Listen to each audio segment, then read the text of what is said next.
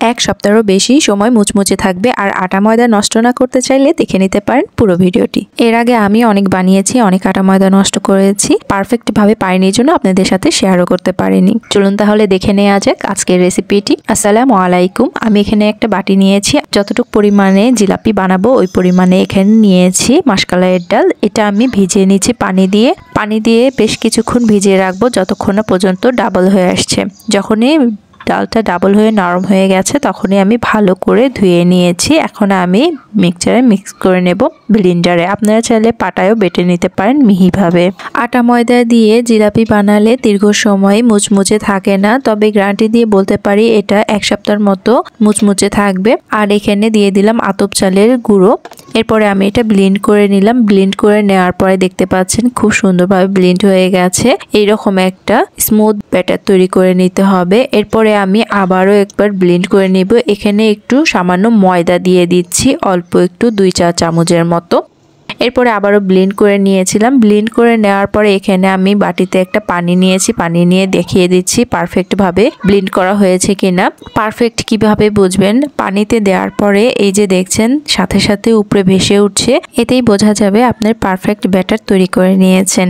আমার কাছে আগে থেকে কেক ডেকোরেটের কিছু নজেল ছিল, ওখান থেকে আমি রাউন্ড শেপের একটু, যেটা জিলাপি শেপ দিলে ভালো হবে, ওইটা নিয়েছি। এরপরে আমি চুলায় পাতিল বসিয়ে দিলাম। দেওয়ার পরে দিয়ে দিলাম 1 বাটি চিনি। ওই বাটি দিয়ে পানির পরিমাপ একটু কম রেখে দিয়ে দিলাম পানি। এরপরে পানিটা ভালো করে জাল করে চিনি শিরা তৈরি করে নেব।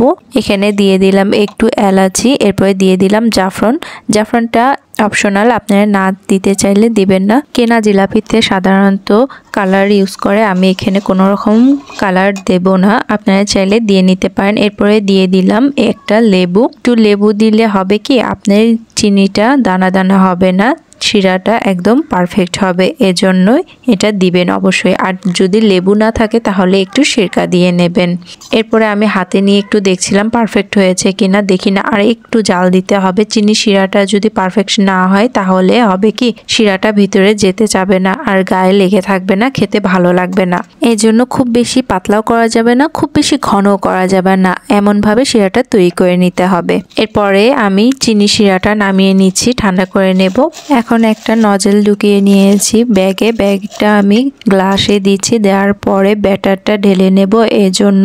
আর এমনি ঢালতে গেলে পড়ে যাবে, এভাবে ঢালতে গেলে পড়ে যাবে না। আপনাদের কাছে নজেল বা এরকম পলি ব্যাগ না থাকলে এমনি পলি ব্যাগ দিয়েও করতে পারবেন।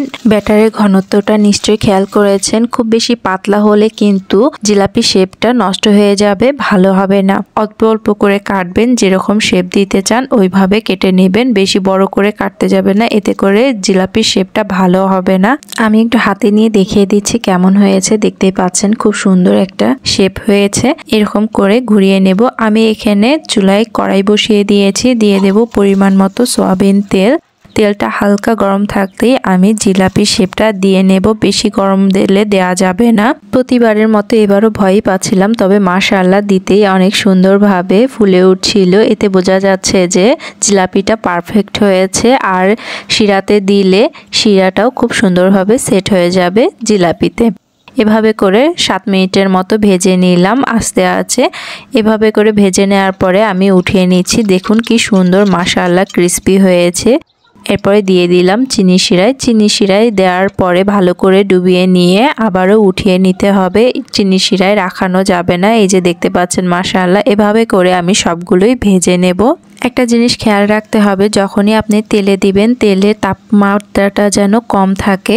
আমি এই জায়গাটা একটু ফাস্ট করে দিয়েছি, তবে যখনই আমি ভেজে নিয়েছি 5 থেকে 7 মিনিটের মতো সময় নিয়েছি, 3টা-4টা করে ভেজে নিয়েছি। এতে করে সবগুলো জিলাপি পারফেক্ট হয়েছিল আর খেতেও মাশাআল্লাহ অনেক মজা হয়েছিল।